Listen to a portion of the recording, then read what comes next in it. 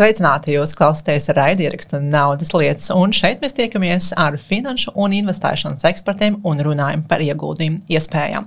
Un raidierakstu Naudas lietas organizē Finanšu izglītības biedrība, kas kā mērķi ir izvēlējusies to, lai izglītotu sabiedrību par ieguldījumu iespējām, lai katram būtu zināšanas, prasmes un arī pārliecība par to, kā veidot savu finansiālo labklājību ilgtermiņā.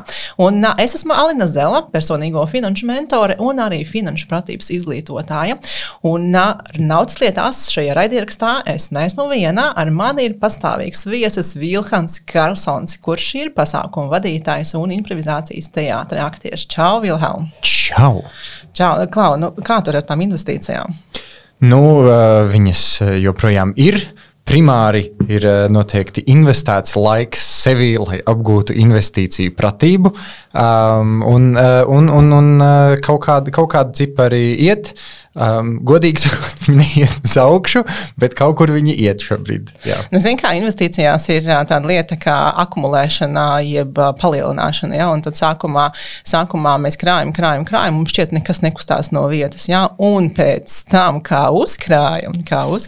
Tas ir tas, uz ko es šobrīd ceru, jā. Mūsu raidierakstā Naudas lietās mēs tiekamies ar investēšanas un finanšu ekspertiem, un šodien arī mums ir viesis, kas ir Annija Katkeviča un kas ir uzraudzības speciāliste Skandināvu biržās. Sveika, Annija! Čau. Klau, un es tā dzirdu šo frāzi uzraudzības speciālisti, un man tāds diez ar ko Annija nodarbojas. Vai tu varētu pāris vārdos mūsu klausītājiem pastāstīt, kā izskatās tava ikdiena Skandināvu biržās? Man šķiet, Vilhelm, tas ir ārkārtīgi aizrautīgi. Ir. Jā, uzraudzība tāds interesants vārds noteikti, un laikam tas ātrais variants, kā parasti mēs smejamies par to, ko mēs darām. Mēs esam tādi mazie policisti biržām, bet ko tas patiesībā nozīmē? Mēs uzraugam tirdzniecību, tātad mēs skatāmies, vai cilvēki nemēģina kaut ko manipulēt ar tirgus cenām, tātad nodrošinam to pēc iespējas patiesāku tirgus vērtību, kādai tai būtu jābūt. Tad mēs šo skatāmies, un brīdī, kad šķiet, ka kāds klients mēģinātu kustināt cenas vai dot kaut kādus nepareizus iespējas par to, kas varētu notikt ar šo cenu, tad tie ir tie brīži, kad mēs sākam savu darbu un pētam, ko tad klienti dara, un nododam šo informāciju tālāk atbilstošajām iestādēm, kas tad ir vai no šī klienta banka, kas ar viņu var sazināties un viņam aizrādīt. Tas ir tāds pirmais solis, vai arī tālāk jau uzraugi tālāk par mums tādā lielākā mērogā, kas tad var jau iet uz tiesas prāvām un cita veida sodus piešķirt. Jā. Zin kā, Vilhelm, man liekas, Annija ir īstajā vietā un brīdī, jo mēs šodien runāsim par drošām investīcijām. Un Annija, nezinu, vai es drīkstu tā teikt, bet tā kā insiders pastāstīs mums par to, ko ņemt vērā topošiem investoriem attiecībā uz drošumu. Jā? Jā, centīšos. Jā, ātri, lai noprecizētu, vai tu sanāk tā manipulācija, ko tu uzraugi, vai tā ir manipulācija, teiksim, iespaidojot citus cilvēkus, kā influenceri vai kaut kādi tur cilvēki, kas saka, investē šeit, un tādā veidā mākslīgi mēģina kaut ko pacelt vērtībā, vai tā ir cita veida manipulācija? Tas konkrēti, ko es daru, ir biržas cenu manipulācija. Tātad nevis tas, ko cilvēki saka savos sociālajās platformās, bet ko tad viņi fiziski dara šajā tirgū paši. Okay. Tātad kādus uzdevumus vai darījumus viņi veic tirgū. Tad šī tirzniecības jau tās sadaļas uzraudzībām. Zin kā, Vilhelm, investīcijās, ja mēs kaut kur patērējam kaut kādu saturu, vai mēs mācāmies par investīcijām, vai arī tas ir kāds digitālā satura veidotājs, kurš runā par investīcijām, ir tāda, es pat nepateiktu, ka tā ir laba prakse, tā ir obligāta prakse, ko katrs informācijas sniedzējs ievēro. Viņš vienmēr saka par disklēmeru. Ja? Tā kā ir tāda kā atruna obligāta, kas skan sekojoši, ka visas ieguldīšanas stratēģijas ir saistīts ar risku, Un investēšana kā tāda pati ir saistīta ar risku. Un ir jāsaprot, ka tiklīdz kāds sāk solīt kaut kādu rožu dārzu, un zelta gabalus, un te pašā laikā arī piemin, ka risks ir minimāls, tad tur ir jābūt uzreiz tādai, tā kā red flag varētu to nosaukt, tādai zīmē, ka stop, kas man šeit tagad tiek piedāvāts. Lūk, un, protams, arī mūsu raidieraksts arī nav izņēmums, un mēs arī vienmēr stāstam par investīcijām, bet te pašā laikā arī atgādinam klausītājiem, ka mēs šeit nesniedzam ieguldījumu padomus, bet mēs tiekamies ar ekspertiem un mēs izglītojam cilvēkus par investīcijām. Lūk, un es gribēju to uzjautāt, vai tu esi novērojis šāda tipa komunikāciju sociālos mēdījos vai kaut kur digitālajā vidē. Nav obligāti no satura veidotājiem, kas nāk no Latvijas, bet varbūt arī no ārzemēm, ka kāds kaut ko piedāvā, ieguldīt, kaut kāds investēšanas idejas piedāvā. Vai tu esi kaut ko tam līdzīgi novērojis? Ir, jā. Ir pirmkārt bijuši kaut kādi dažādi viltus akaunti, kur kā pirms ierakst mēs runājām, arī tavā vārdā ir veidoti vairāki viltus akaunti un raksta privāti un saka, jo, man te ir riktīgi labs darījums, tā kā ieguldi un būs. Tos tādā ziņā, man liekas, ir mūsdienās ar tādu vieglu kritisku aci diezgan viegli pateikt, ka, teiksim, Alīna 265 789 99 nauda nebūs varbūt tavs īstais akaunts. Bet tādi gadījumi ir bijuši ļoti daudz, un kas man varbūt liekas interesantāk ir gadījums pirms, es aizmirstu cik gadiem, bet kad Redditā bija, ka viņi uzcēla GameStop stoku, kā latviski sauc. Akcijas cenu, mākslīgi vienkārši visiem sakot, mums ir jāiet tur, jātur. Un tas man likās interesantāks gadījums tādā ziņā, ka tas nav, ka tas ir tāds netik tieši varbūt ar apkrāpšanas metodi, bet kaut kas tāds, kur jebkurš cilvēks, kas iesaistījās tajā brīdī, viņam likās, es esmu arī daļa no kaut kā lielāka. Un man liekas, tie varbūt tāda veida gadījumi ir tie visbīstamākie, kur tu nevari tik skaidri nolasīt, ka tas ir kaut kas ir potenciāli kaitējošs. Tas var būt pūļa instinkts, vai ne, Annī? Jā, zini kā, pat cik Vilhelms ir pieminējis manu vārdu un profilus, kas tiek vērt vaļā no mana vārda. Es gribētu, lai mūsu klausītāji tomēr sadzirda to, ka man ir viens vienīgais profils, kas ir Alina Zela, un tas ir profils gan Instagramā, gan TikTokā, gan Threads, gan Facebookā, Alina Zela, viss. Man nav klāt nekāds ne finanses, ne investēšanas, nekas. Un vēl, kas ir svarīgi, es nekad nevienam nerakstu un nekad nevienam nepiedāvāju nekur investēt.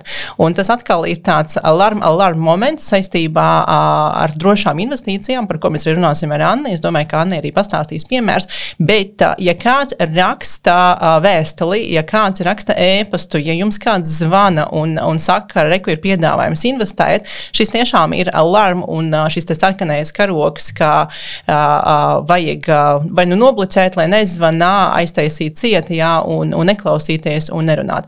Un ir jābūt arī, protams, ļoti uzmanīgiem saistībā ar šo te mediju pratību un neviens, man gribas tā, neviens sevi cienošs cilvēks, kurš darbojās investēšanā, nekad nevienam neko nepiedāvās.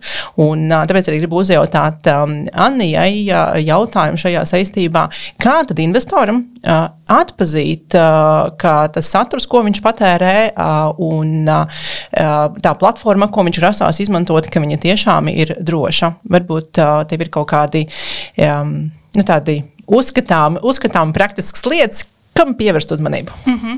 Man liekas, mēs aizgājām jau tādus 2 solīšus tālāk par to, ka ir tie cilvēki, kas raksta kādam un piedāvā investēt. Tad tas viens solīts uz atpakaļ ir vienkārši šie cilvēki, kas sociālos mēdījos izsaka savu viedokli par kaut kādām lietām. Arī tajā momentā ir jābūt ļoti uzmanīgiem par šo viedokli un vienmēr jājautā. Man liekas, tāds labs, loģiskais ķēdīte šādos gadījumos ir vienmēr padomāt, kāpēc tas cilvēks saka šo viedokli, kādā veidā viņš iegūst no tā. Tas ir tas otrais solis, bet tad ejot vēl vienu solīti atpakaļ uz to pašu sākumu, vajadzētu vispār padomāt par to, kādu tad banku vai brokeri mēs izvēlamies, sākot šo ieguldījumu ceļu. Un man šeit ir tāds labs piemērs, kā varbūt tās parastam cilvēkam šo saprast, ir, ja jūs aizsākāt sarunas par mašīnām iepriekšējos ierakstos, tad tas, kā es to gribētu salīdzināt, ir skaidrs, ka tagad cilvēks izvēlas mašīnu, tad jau viņš var izvēlēties to savu veidu, kā viņš vēlās braukt tur ātrāk, lēnāk no savas riska pakāpes, un arī šo mašīnu viņš izvēlās dārgāku, lētāku atkarībā, kā viņam patīk, bet ja šī mašīna nav izgājusi tehnisko apskati, tad tas ir pats sākums. Mēs uzņemamies pilnībā nevajadzīgu risku, ejot kaut kādā riskantā procesā, brīdī, kad šī ierīce vai mašīna šajā gadījumā pati par sevi nav droša. Un tad tas ir tas moments, kurā vajadzētu pievērst uzmanību tam, kādu tad banku vai ieguldījumu brokeri mēs izmantojam. Un, ko tas nozīmē finanšu pusē? Tātad, jebkurai institūcijai, kas mums piedāvā finanšu pakalpojumus, viņai ir jābūt licencei. Tātad, Latvijas gadījumā tā ir Latvijas banka, kas piešķir šo licenci. Katrā Eiropas valstī, ASV, citās pasaules valstīs ir sava institūcija, kas tad iedod šo licenci. Bet šī licence nozīmē, ka konkrētā institūcija drīkst sniegt ieguldījumu pakalpojumus klientam. Un, ja mēs runājam par bankām Latvijā, droši vien, ka cilvēki neies speciāli pārbaudīt, vai tur Svetbankai vai SEB-bankai ir licence. Tās pietiekami liels un zināmas bankas, kuras tad mēs zinām, ka ir drošas no šī aspekta, bet ņemot vērā to, cik daudz attīstās jaunas dažādas ieguldījumu platformas, es pietiekami bieži YouTube redzu video, kur parādās kaut kāda jauna Trading 100 platforma, izmanto to un to. Un viņas tiešām ir arvien vairāk, kas, manuprāt, nav slikti, ņemot vērā fintech industrijas attīstība. Ir ļoti forši, ka cilvēki tiešām pievērš uzmanību un mēģina kaut kādus ērtākus risinājumus mums piedāvāt, kā tirgoties. Bet vienmēr izvēloties kaut kādu šādu jaunu platformu, primāri mēs varam sākt iegooglējot vārdu, šīs platformas nosaukumu, vienkārši mūsu matē googlē un paskatoties, kas tur ir, bet kā arī šai ieguldījumu platformai vajadzētu būt sadaļai, kur tad ir apraksts par šo platformu. Un visām kārtīgām platformām būtu jābūt rakstītam, kur tad viņas ir licencētas. Piemēram, tāda, man liekas, pietiekami populāra platforma pašlaik ir Toro, kas diezgan daudz arī reklamējās. Viņai noskrolojot uz pašu apakšu mājaslapā, tad arī var redzēt, ka viņa ir licencēta. Tā kā mēs viņu varam droši izmantot uz priekšu. Ko tas nozīmē? Tas nozīmē to, ka brīdī, ja kaut kas notiek ar šo platformu, tad šis uzraugs, kas ir licencējis šo platformu, viņš dod aizsardzību klientiem, kas izmanto šo platformu. Un tas ir tas pirmais riska līmenis, kurus mēs vēlamies novērst. Kaut ko izmantojot kādu no šīm platformām. Tas ir tāds pirmais solis, kas ir jāveic. Tad ir jāpārbauda, vai man izvēlētāji brokera sabiedrībai vai arī bankai ir atbilstoša licence, ka viņa drīkst piedāvāt pakalpojumu saistībā ar līdzekļu pārvaldīšanu un tad investīcijām. Jā, tad tas ir tāds pirmais solis. Vilhelm, tu piefiksēji? Es piefiksēju. Man vienīgi viens tāds pirmais jautājums šajā saistībā. Vai ir kaut kādi riski arī caur to, ka ir iedotas licences, teiksim, kaut kāda parādās, tā pati tur, nezinu, teiksim to par krūzītes investīcijām. Ļoti forša platforma parādījās, visur tiek reklamēta. Es tur atrodu viņiem, viņi ir licencēta Demokrātiskajā Kongo republikā. Vai ir kaut kādi, es nezinu, riski arī šeit, ka tā licence ir tāda super sketchy? Tātad, mēs varam skatīties arī pēc valsts, kas piešķir šo licenci. Un tas, ka platforma ir licencēta, nenozīmē, ka viņai pēkšņi kaut kādās finansiālās grūtībās nevarētu nonākt. Tad šī licence neaizsargā pašu platformu kā tādu. Bet katra valsts, kas dod šo licenci, tur jau mazliet jāpapēta no šīs juridiskās perspektīvas. Viņas dod konkrētu naudas summu, par ko tad viņas ir gatavas aizsargāt tevi kā investoru. Un tad šīs naudas summas arī var atšķirties atkarībā no valsts, kas tad dod šo licenci. Bet ļoti labs punkts, ko tu pieminēji, tā kā noteikti pats pirmais ir paskatāmies, vai tā licence vispār ir. Ja viņa nav, tad mēs neaiztiekam šādas platformas. Un tad otrs ir, mazliet varbūt tās pievēršam arī uzmanību, tad no kurienes viņa ir, vai tā ir kāda Eiropas valsts, ASV, Lielbritānija, kas ir devusi šo licenci, vai varbūt tās ir kādas trešās valstis. Jā, Anni, starp citu arī no manas personīgās pieredzes, jo es arī savu laiku meklēju savu brokeru sabiedrību, kur veidot profilu un caur kuru investēt, un licence bija must have.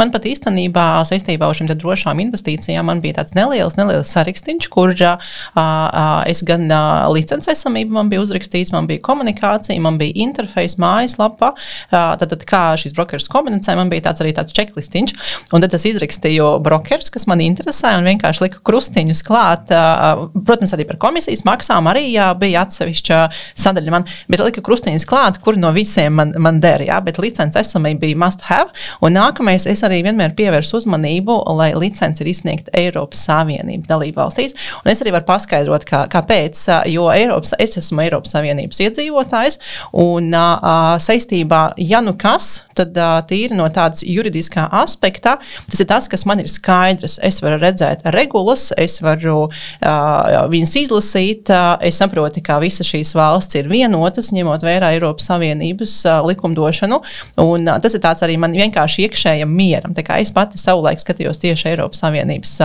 licenci, jo vienkārši savs un zināms. Jā, ASV arī ir pietiekami, droša valsts, vai ne, uz ko skatīties, bet, tas jau tālāk aiziet uz to paša cilvēka vēlmi, tad kāds ir viņa riska profils, arī pēc licences veida, vai tālāk jau komisijām, ko tu teici, bet, tas ir pats sākums. Un zini, kā vēl Vilhelmam varbūt pēc mūsu raidieraksta, kad tu dosies mājās un sākas pētīt mājaslapas un brokerus, var arī uzreiz pateikt priekšā. Anna arī minēja, ka eToro noskrolējot apakšā var redzēt, kurā valstī tā licence ir izsniegta. Vai tā licence ir, un kurā valstī ir izsniegta. Un īstenībā visiem brokeriem galvenajā main page'ā mājaslapā noskrolējot uz leju ir šī informācija. Tā kā nevajag rakņāties kaut kur tur par mājaslapu, nekas nav paslēpts, un atkal nākamais, tas, kas attiecās uz licenci, tā ir obligāta informācija, kurai ir jābūt mājaslapā. Un es arī pat personīgi kā investors, tiklīdz man ir jārok dziļi, lai kaut kāda informācija man svarīgu, lai kaut kāda man svarīga informācija atrastu, tas man uzreiz tāds ir mīnusiņš par šo te komunikāciju no brokera puses. Ja? Un licenci, kā Anī teica, pirmais solis drošām investīcijām, un šai informācijai ir jābūt pieejamai mājaslapā, un tā tas arī ir pašās beigās. Katrā mājaslapā, tiešām katrā brokerā, kur esmu skatījusies, ir apakšā mājaslapā. Un tiklīdz tas ir kaut kur tur aizrakts dziļi, un tad jāuzdot ir jautājums. Vai viss pēc tam, teiksim, es esmu noskaidrojis, ka licence ir, vai viss pēc tam ir lielāka kaut kāda vienkārši preference, dažādu platformu specifikācija, vai ir vēl kaut kāda kaut kādi riski pat platformai, ja viņai ir tā licence? Es teiktu, ka tālāk mēs skatāmies jau uz pašu platformu pēc tavām vērtībām, ko tu vēlēs. Vēl viena tāda lieta, kas varbūt tās ir problēma Latvijas brokeriem dažiem, ir šis instrumentu spektrs, ko piedāvā. Ja Latvijas bankām ir var atrast ļoti labus variantus, kā, piemēram, iet iekšā Baltijas tirgu no komisijas viedokļa, tad, ja gribās kādus citu ārvalstu instrumentus, tad iespējams ir labāk izvēlēties kādu ārvalstu brokeri, bet tas jau ir atkarībā arī no tā, kāda ir tava stratēģija, vai tu gribi būt aktīvs investors, kas, piemēram, katru dienu vēlās pirkt un pārdot kaut ko, vai arī tu gribi ielikt un aizmirst. Neaizmirst, bet ne tik aktīvi to skatīties, vai ne? Un no tādas perspektīvas noteikti mēs varam skatīties arī vienkārši no tāda lietotāja viedokļa, cik viegli tev ir, ikdienā pieiet šajā platformā un redzēt kaut kādus datus par pēdējām cenām, cik viegli tev ir ielikt uzdevumu, kaut ko pirkt un pārdot. Bet, tas tālāk jau ir tavas preferences par instrumentiem, par to, kā tu gribi šos ieguldījumus veikt. Okay. Jā, un par drošām investīcijām, Annī, tu pieminēši to pirmo soli, bet tās drošas investīcijas jau nav tā, ka šajā solī arī beidzas, vai ne? Jo ir arī citi aspekti, ko investoram ņemt vērā, lai tas viss investēšanas ceļš, jo mēs investējam ilgtermiņā, jā, tad lai viss tas investēšanas ceļš būtu droši. Un varbūt kā reiz mēs varam atgriezties pie mūsu sarunas pirmās daļas, jo mēs jau sākām par šo te satura veidošanu un komunikāciju, jā, tad kas no šī skatu punktā investoram ir jāņem vērā? Ar ko mēs te varētu sākt? Tātad ir pietiekami daudz cilvēku, kas izsaka savu viedokli internetā par to, kas notiek, un šis viedoklis nav nekādā veidā aizliegts, tātad mums visiem ir šī runas brīvība, vai ne, kaut ko izteikties, bet ir jau tādi specifiskāki cilvēki, kuri darbojās finanšu jomā, piemēram, un šādā veidā mēģina izteikt savus viedokļus. Šajā brīdī noteikti būtu jāpievērš uzmanība arī tādiem disklaimeriem, ko tad viņi paši saka. Tāds ļoti interesants piemērs, manuprāt, ir ja mēs atceramies Instagram, piemēram, pirms jau droši vien vairāk kā 5 gadiem, kad cilvēki lietoja kaut kādus produktus, un pēc tam šie visi viņu sekotāji arī sāka lietot šos produktus. Tā kā principā tā bija viņu reklāma, bet tajā brīdī viņi to nepasniedz kā reklāmu. Un tad pēc kaut kāda laika jau parādījās tas, ka tev ir jāliek šeit hashtagi par to, ka tas ir, ja tas ir maksas reklāma vai sadarbība. Jā. Tieši tā. Un tad tā bija tāda tā kā papildus caurspīdīgums, un tad redzot, ka cilvēks lieto šo produktu, bet tu redzi arī, ka tā ir viņa sadarbība, tajā momentā tu jau mazliet padomā vairāk. Tātad, foršs produkts, bet tev arī maksā par to, lai tu viņu reklamētu. Un tad tāpatās iespējams tu viņu izvēlēsies lietot, bet tev jau kaut kur tā kā smadzenē mazliet stāv tas, ka viņš arī kaut ko iegūst no šitā, kad es kaut ko nopērku. Un tad līdzīgi mēs varam domāt arī ar visiem šiem te finanšu viedokļiem. Ja tas ir cilvēks, kas specifiski stāsta par kādu konkrētu kompāniju, kad šitai kompānijai ir ļoti liels potenciāls. Es domāju, ka viņai tur akcijas cena augs 10-kārši. Mēs varam uzklausīt šo viedokli. Varbūt, ka tā ir. Varbūt tās, ka tiešām viņš tā domā. Bet noteikti ir jāpadomā, vai viņš kaut kādā veidā tā kā sev samaksā par to, iegūst kaut ko vai ne no šīs te informācijas. Un tādēļ, manuprāt, ir ļoti svarīgi saprast pašam pēc tam dzirdot šos te viedokļus, kāpēc tad tu izvēlētos ieguldīt šajā te Sociālos mēdījus var labi izmantot kā tādu pirmo informācijas slāni, jo varbūt ir lietas, ko tu neesi dzirdējis vai pievērš uzmanību, bet noteikti pirms tu tiešām pats savu naudu liec kaut kur, tad izdari to nākamo slāni, kurā tu paskaties, kāpēc tieši man personīgi kā investoram interesē šis te uzņēmums vai šis te fonds vai kaut kas tāds. Par šo ātri varbūt iebilstot, ir kaut kādās dažādās platformās, tur noteikti arī kaut kādā eToro, es zinu, ka ir International Brokers, un man liekas arī Revolūtā vai kur, teiksim, pie dažādām akcijām, apakšā tur ir visādas detaļas, kas tās ir pa akcijām, vai tur arī par ETF fondiem vai vēl kaut kur, un nereti parādās, tā teikt, ieteikums pirkt, vai turēt, vai tur pārdot šo akciju, vai šo, cik ļoti var pašai platformai šeit uzticēties, jo tas vairāk nav indivīds, tā ir tā kā platforma, kas iesaka savu viedokli. Ļoti labs jautājums, jā. Tātad arī bankām ir savas analistu sadaļas, kas ik pa laikam dod šādus te reportus. Un viņi tad no sava viedokļa izvērtē finansiālos ciparus kompānijai, un tad viņi šo te pirkt, pārdot vai nepirkt, būt neitrālā stadijā, viņi to veido pēc tādām fundamentālajām, principā tikai ciparu līmenī, viņi salīdzina, vai tad šis instruments pašlaik atbilst cenas līmenī tām viņa fundamentālajām vērtībām, ko tad viņi redz, pieņemsim, finanšu pārskatos. Un to ļoti bieži var redzēt arī manā darba ikdienā, kad brīdī, kad kāda banka ir izdevusi šo te reportu par kādu uzņēmumu, tad izsakot savu viedokli, var redzēt, ka tirgus reaģē, un tad cilvēki, principā uzklausa šo te viedokli, un tad, pērk vai pārdod attiecīgi reportam, ko viņi tā kā saka. Šis jau, es teiktu, ir tāds profesionālais viedoklis, ko klausīties, skatoties uz šīm fundamentālajām vērtībām. Es domāju, ka tajā noteikti ir drošāk klausīties nekā cilvēkā, ko mēs redzam sociālos tīklos.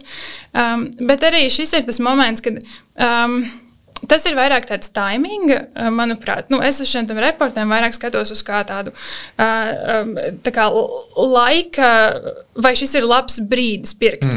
Vai šis ir labs brīdis pārdot, tāpēc, ka šajā te konkrētajā momentā akcijas cena tur ir overvalued vai undervalued.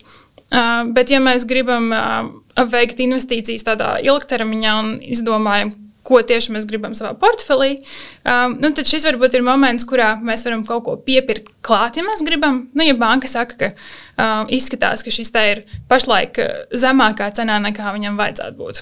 Labs moments, ko izmantot. Bet tev tik un tā ir jābūt savam viedoklim pāri šim te. Bet jā, tādi reporti nāk diezgan bieži. Jā. Vismaz, godīgi sakot, es nezinu, kā ir Latvijas tirgu, vai to var tik bieži novērot, bet jā, Skandināvijas tirgu visas šīs lielās Skandināvu bankas diezgan bieži dod tādus reportus.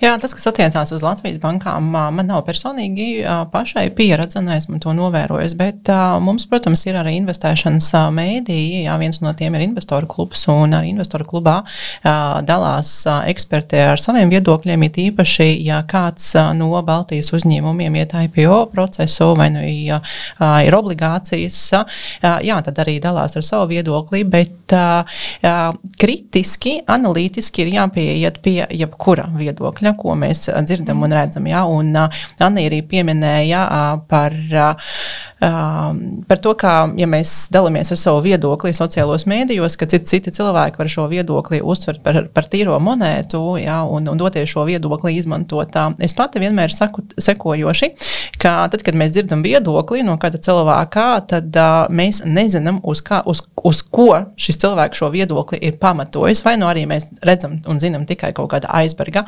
augšējo daļu. Un investīcijās svarīgāk par to brīdi, kad pirkt, zināt brīdi, kad pārdot.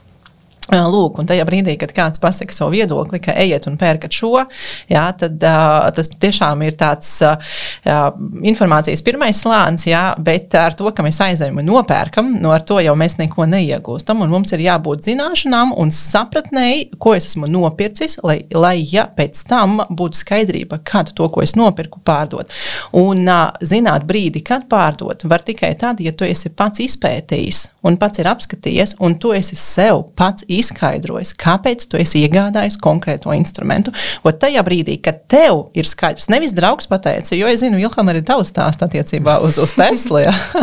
Nevis tāpēc, ka draugs ir pateicis, bet tāpēc, ka es nopirku, jo šīs instruments atbilst manai investēšanas stratēģijai, kurā ir X, Y and Y. Ja? Tur, kur man ir punkti, uz kuriem es esmu sev atbildējis.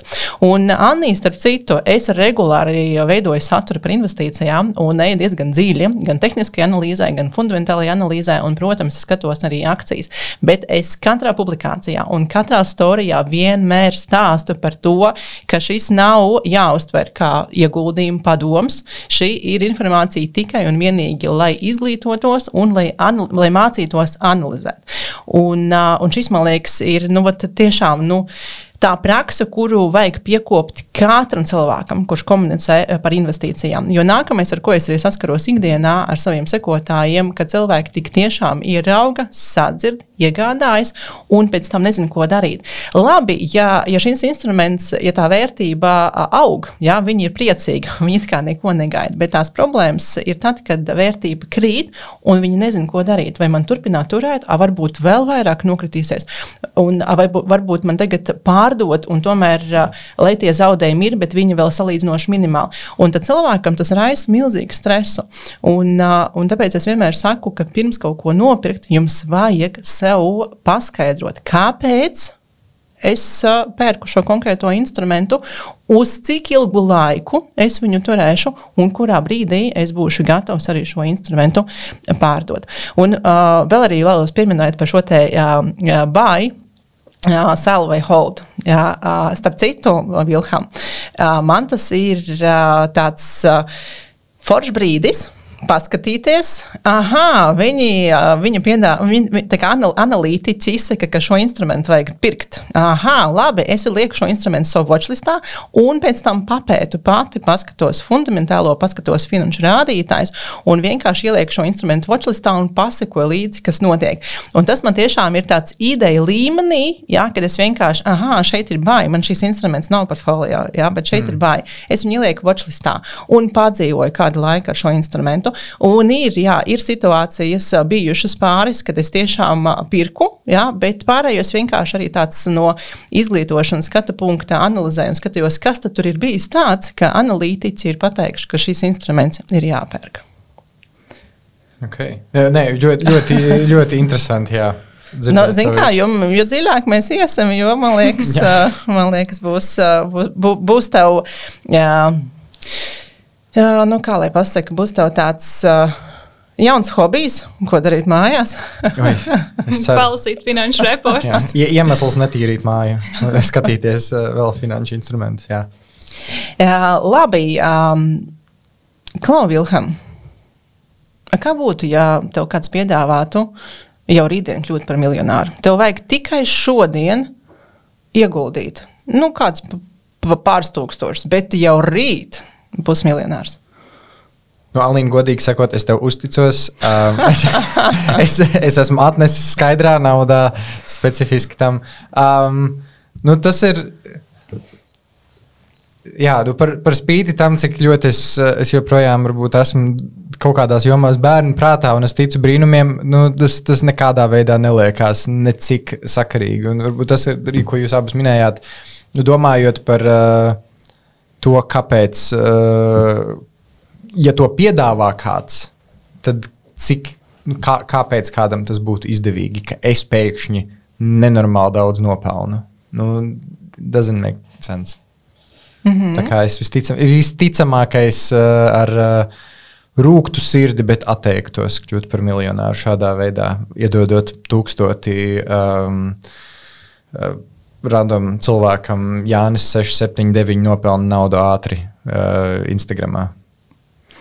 Jā, un tad varbūt arī Anni varētu par šo pastāstīt, jo mēs mēdzam būt dažādās dzīves situācijās, un mums tiešām mēdz arī gadīties, ka mums ir kaut kāda dzīves notikuma, kad mums ir nepieciešama nauda. Ja? Un tieši tajā brīdī mēs varam arī saņemt ziņu vai saņemt zvanu, vai arī mēs varam vienkārši apjukt un baiļu iespaidā arī, tur varbūt censties saglabāt naudu, ja ir zvans par kaut kādu veidu krāpniecību, kas notiek ar mūsu kontu.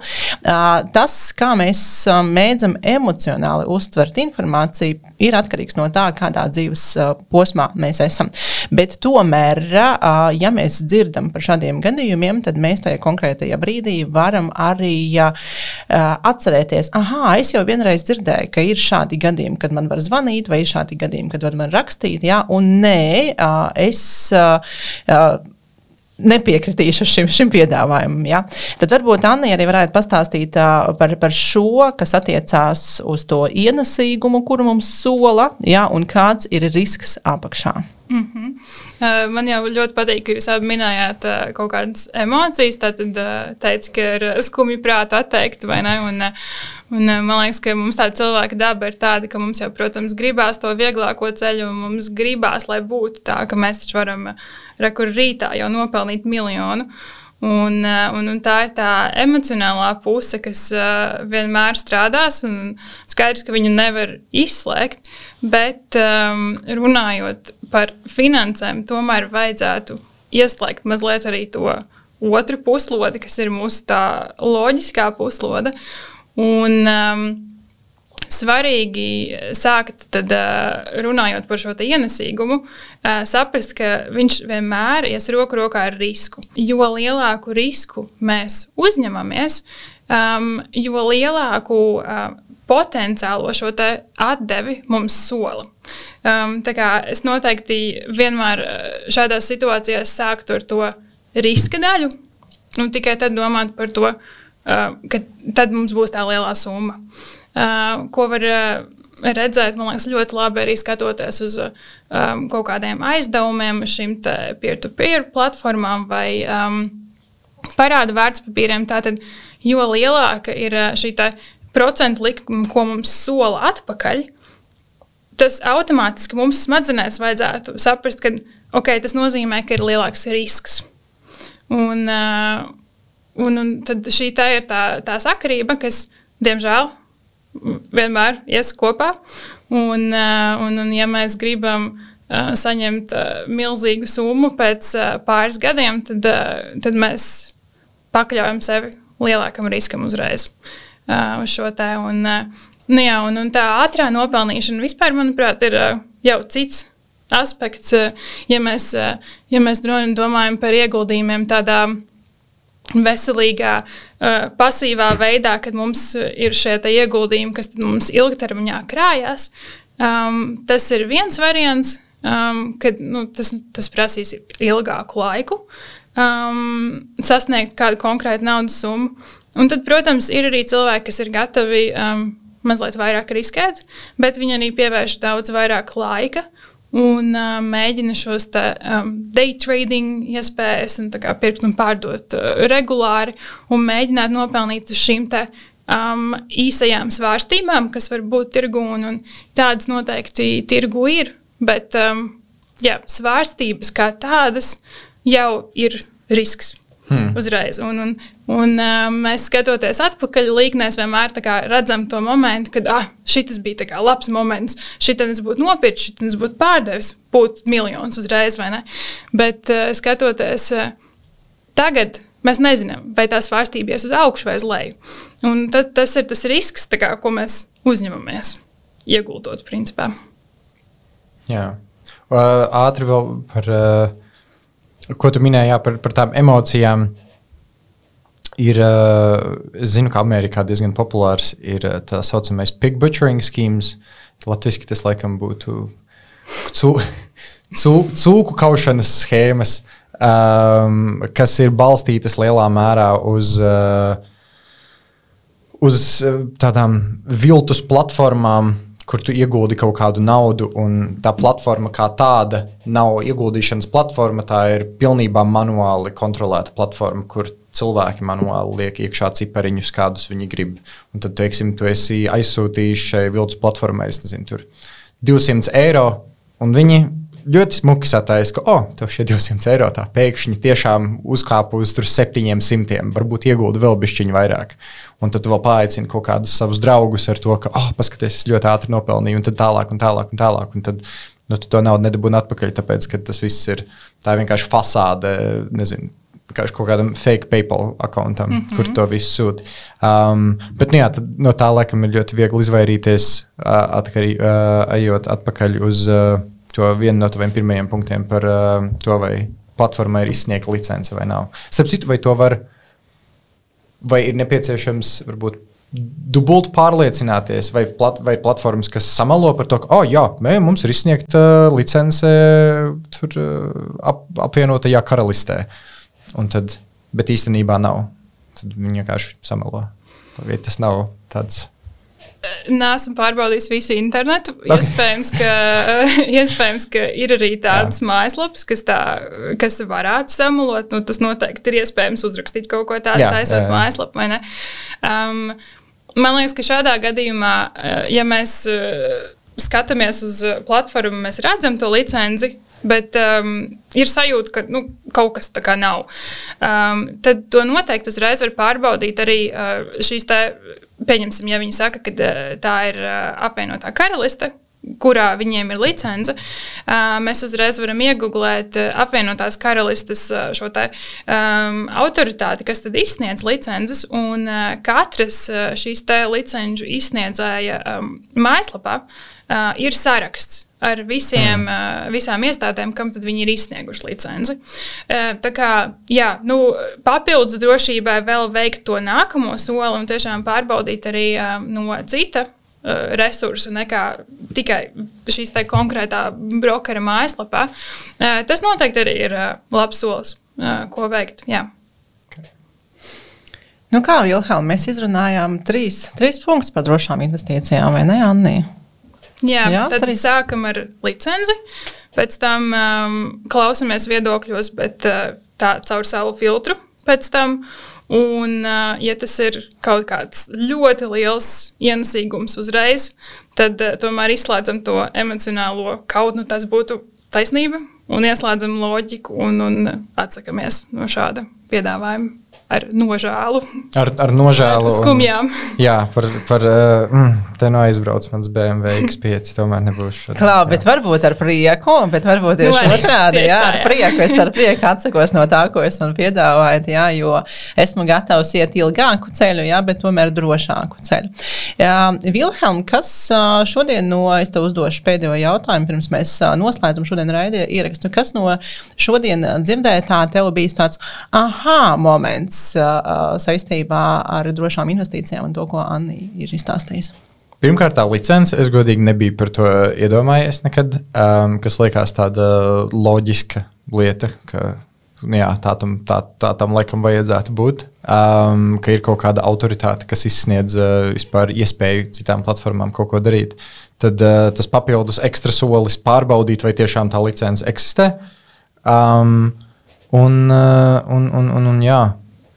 Emociju nodali no naudas, jo pretējā gadījumā tas ir gamblings. Jā, bet es zinu, ka es tomēr kā personīgo finanšu mentoru varu tev pateikt arī, ja mēs visu laiku domājam par naudu tikai un vienīgi racionāli, tad dzīve arī kļūst nedaudz garlaicīga. Tā kā tām emocijām arī ir jābūt, ja mēs skatāmies no personīgo finanšu pārvaldīšanas, ir forši vienkārši neliela daļu fun money emocijām arī atstāta. Tas, kas man ārkārtīgi patika no Anijas teiktā, ka tik līdz mēs dzirdam ienesīgums 110% uzreiz mēs pārvēršam to riska skaitļos. Risks 110%.